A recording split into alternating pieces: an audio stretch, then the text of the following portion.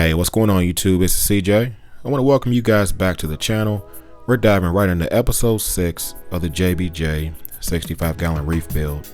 Now this is a full build series, so if you're new to the channel, make sure you're subscribed. Check out the playlist, including the aquascaping video I just put out right before this. Get all the details and my steps and my processes on everything I'm doing on this tank. This is going to be a full series, so make sure you're subscribed, hit the notification bell. That way you get all the updates, and more importantly, you don't miss any of my random live streams. It's going to be where you get that instant Q&A, that instant, answer you may be looking for as far as details on my tank or questions you may have on your tank. That's going to be how you get to it. So with all that being said, let's go ahead and dive into the video. If you guys have not noticed yet, we are finally adding salt to the tank. That's right. We are finally adding salt and getting the cycle started on the JBJ. Now I mentioned salt because I'm trying something new this time around, guys. Whole time I've been in the hobby, I've always used instant ocean reef crystals. That's it, exclusively, nothing else. This time it's a new tank, I'm using new rock, I'm using some new equipment, and I'm coming with a new approach. So why not try some new salt? In this case, the salt I'm using is going to be Fritz Reef Pro salt. Now one thing specific about this salt is that it mixes better when the tank is at temperature. So I did warm the tank to around 77 degrees before I added the salt, and it cleared pretty damn quick.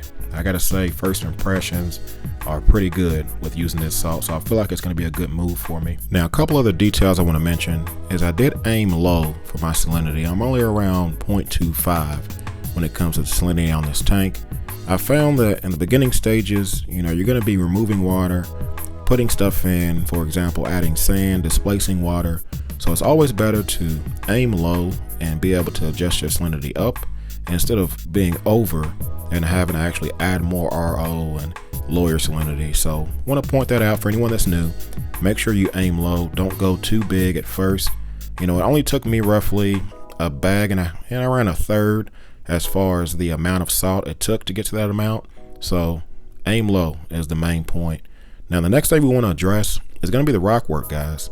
This rock was completely live when it came in. This is the real reef rock, roughly 35 pounds or so in this tank. Unfortunately, when it came to aquascaping, it ended up completely drying out as I was cementing and coming up with the master plan as far as this aquascape. So this is going to be the most expensive dead rock known to man. Basically turned this rock into a purple version of Pucani rock, where it has a bunch of dead organics on it, a bunch of dead algae, microfauna, all kinds of stuff that I wanted to purge and get out of this rock. So what better way to do that than to leave the tank bare bottom where everything can be suspended and go over the overflows and allow the filter socks to do their job. Now when it comes to the filter socks, you guys know this is my first time using them, so I'm still kind of iffy about them, but I will say they do a great job of catching stuff. There's no doubt about it. Now unfortunately they catch things too well, and I can see these things getting clogged up very quickly. Maybe it's this micron size, I don't know what these are, that's a little too small, but in either case they're getting the job done. So the goal is to go ahead, let these things catch all the the detritus and all of the paper towels and everything else that was dead on that rock that I've been able to remove, get them out of the tank, and then eventually later down the road swap these socks out for something a little more coarse, something a little longer between changes. So other than that, I think these things are doing great. So for those that are wondering as far as the sound, I definitely notice a sound difference when it comes to the water splashing over. Definitely know when they're clogged because the tank goes silent, but salt water did help when it comes to the noise. But the end game is going to be coarse sponges, guys. The coarse sponges that actually came with the JBJ in the second chamber, I believe will be a perfect fit to stuff down in there and be my future goal as far as mechanical filtration, allowing the small particulates to get through the tank and only catching the big stuff. So kind of give you guys a little idea of the plan for now when it comes to mechanical filtration, when it comes to exporting that stuff off the rock. So far so good. Now as I mentioned before, I'm going to be trying a bunch of new things on this tank. Instead of me relying purely on my Be Easy toothbrush, manual labor, getting in the tank, scrubbing everything, keeping it suspended, removing it with the filter socks. I'm going to get a little extra help on the bacteria side of the world. Now, these type of products have been spoken about and recommended to me. There's different ones. I believe Microbacter 7 is one of them. This one is going to be the Fritz sludge remover, but it's basically a bacteria that does the work for you. Gets inside the pores of the rock, eats up any kind of decaying organics, anything that may need to be removed. You can actually use this for maintenance as well while the tank is running. During the entire life of your tank is basically something you can use this for. So once again, this is a first for me.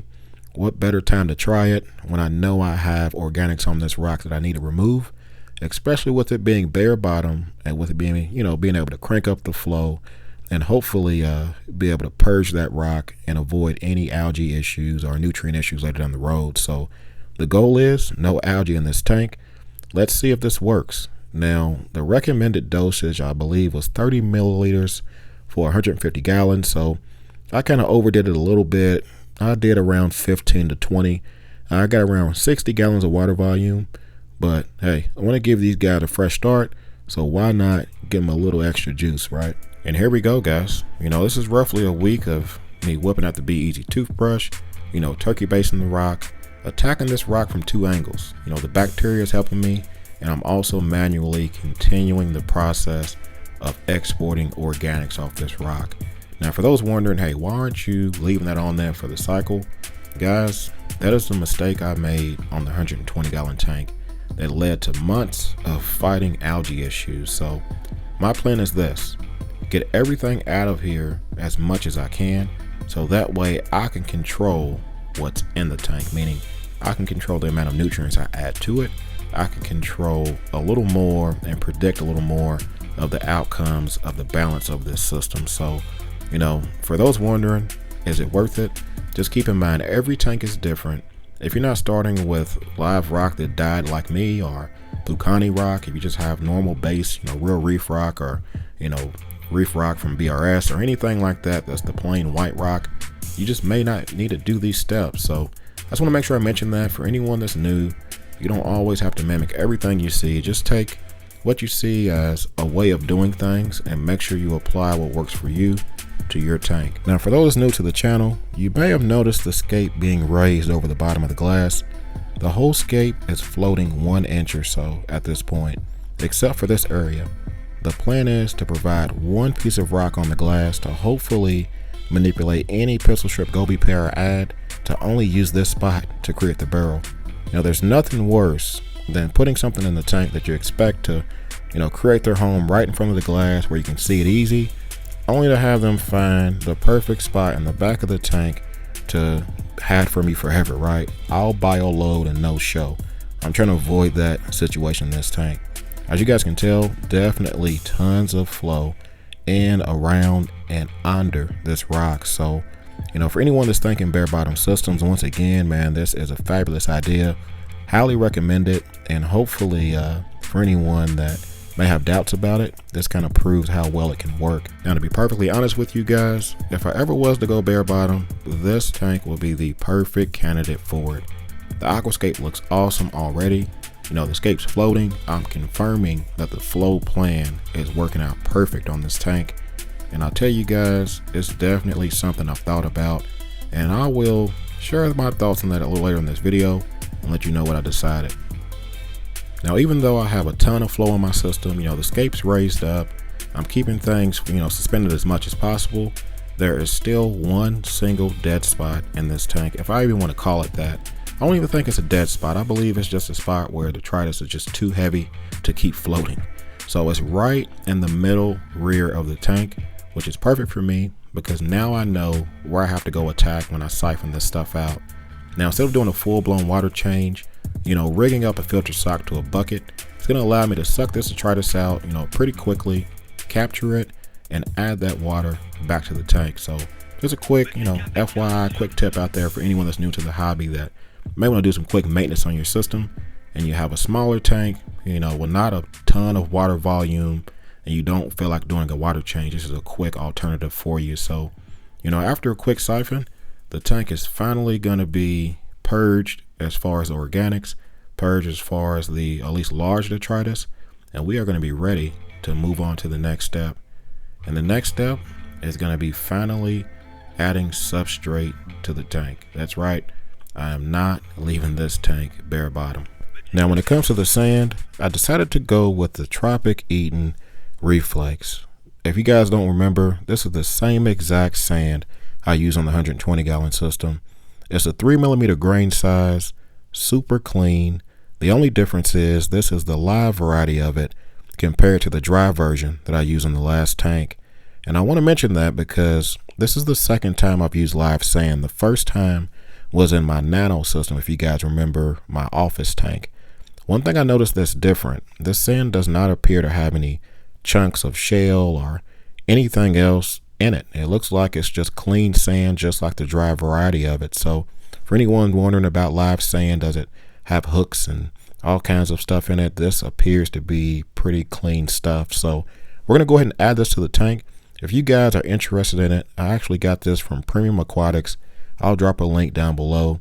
I think this is the only place you can get this sand, so check the comments and I'll have some contact information for you. So this brings us to the next part of the master plan, adding the sand to the tank. And I say master plan because I do my best to try to plan out things ahead. It's important, I stress that a lot. For anyone that's new, don't just wing it, especially the beginning stages of the build. This is the only time you're going to really be able to control what happens to your tank. You know, in this case, I left it bare bottom for one, to allow me to clean that rock off. But the second main reason was because I knew I was using live sand.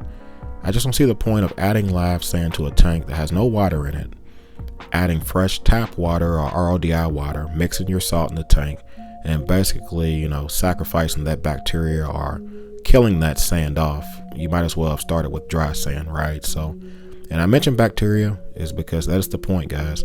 I am trying to have a bunch of biodiversity in this tank. Bacteria from multiple sources, you know, from the sludge remover, whatever bacteria is actually alive in this sand, if there is any, you know, all of those things combined with additional bacteria I'm going to add and seed this tank will hopefully create the most stable environment possible in this system from day one. You know, not adding it later or not waiting till something goes bad, just trying to prevent those things and focusing on the biological aspect of this tank earlier than I ever had before. So just kind of food for thought for anyone that's at this stage of the game. I tried my best to prevent that dust cloud, but unfortunately it's going to take a bit to clear up. So let me take a moment and share something very important with you guys related to this little Amazon hose clip. Unfortunately, it started to, you know, let loose a little bit. That hose was starting to back out of it. So I decided to do a quick little ratchet clamp, which appeared to stop that problem. But unfortunately, hindsight is 2020. And I did not notice that little crack starting to develop where the screw actually tightens it to the tank. And I ended up paying dearly for this, guys. I mean, the tank actually is in trouble at the moment. You know, that hose actually broke off and dumped all kinds of water out, and I'm still currently dealing with that mess right now. But I ended up having this video, you know, made before that happened. So I thought it was important to at least get this stage of the update out for you guys. And I'm definitely going to share the aftermath of that event, you know, in a future video. But something else I want to share with you all was going to be related to the Finnex heaters. Now, I couldn't get accurate readings for it. It was mounted vertically in the return section and the skimmer section. I tried both. It just wouldn't give me accurate reading. Unfortunately, you know, I disregarded the fact that those have to be mounted horizontally. Now, I was luckily able to fit that thing below the divider in the return section, and now I'm getting perfect readings, and I love that because these heaters are great and I've always had great success with them. Now, the other thing I want to mention is going to be the water level. Whenever I added that sand, it actually displaced water in my tank and made the whole water level raise up around an inch or so, which caused the skimmer to overflow, which I had to turn that off. But more importantly, I mentioned that because of the salinity of the tank. If you undershot like I did, you're fine. You know, it's at around 0.24 or 0.25. I can let that water evaporate and I'll be perfectly fine. It'll raise it up, you know, within range of a real reef tank.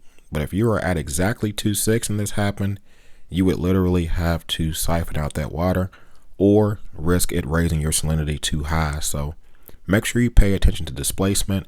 Aim low when you're not done adding stuff to your tank. Wake up the next day and the tank looks awesome, guys. Sand cloud is completely clear, and whatever I thought the tank was going to look like has completely exceeded my expectations. Finally putting eyes on the shimmer, the flow, the shadowing, the spacing, just everything has come together so perfect on this tank that I'm really satisfied with how it turned out. But I'm going to take this opportunity to kind of share the comparisons between it being bare bottom and with sand in the tank, and really, try to lay it out there for those that may be on the fence about it. There are definitely benefits and, pros and cons to everything. But for me, it boiled down to two things: habitat and filtration, guys. I have plans on keeping a bunch of wrasses and a bunch of, livestock that require sand. So knowing that completely eliminated the chance of me doing this bare bottom right away. And on top of that, when you think about the biological side, the benefits of sand, it's going to act as an additional filter, extra surface area, and allow me to help filter this tank that doesn't have a sump. I don't have any extra water volume. I don't have anything extra to help me out. So I got to use every inch of available space, including the sand, to help accomplish that mission for me. So would this tank have looked great bare bottom? Hell yes, without a doubt. I have no doubt it would have looked fantastic, but it would have limited me as far as the stocking I was going to put in here. And I think overall, this is just the better look for me. So I got to tell you guys, turned out awesome. Tons of space for corals, and it's definitely going to fit the need for everything I want to do with this tank. So what about the flow? Is the 3mm grain size handling it okay? The answer is yes, guys. Matter of fact, it's doing better than okay. Not only is it handling 100% flow from the gyres, it's also handling the flow from those random flow generators. I did upgrade the nozzles on the JBJ, so now I have even more flow coming from my return pumps and a ton of random flow created in the system. So it was great to be able to confirm that and hopefully answer that question for anyone that was curious about what grain size, works for you or, has worked for me. It's always good to confirm it.